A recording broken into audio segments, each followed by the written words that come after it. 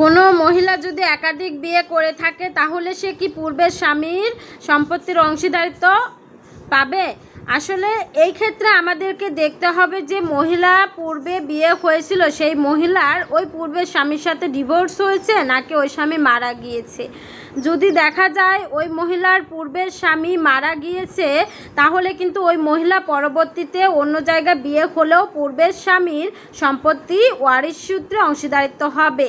আর যদি দেখা যায় যে ডিভোর্স হয়েছে, মারা যায়নি পূর্বের স্বামী, তাহলে কিন্তু অংশীদারিত্ব হবে না।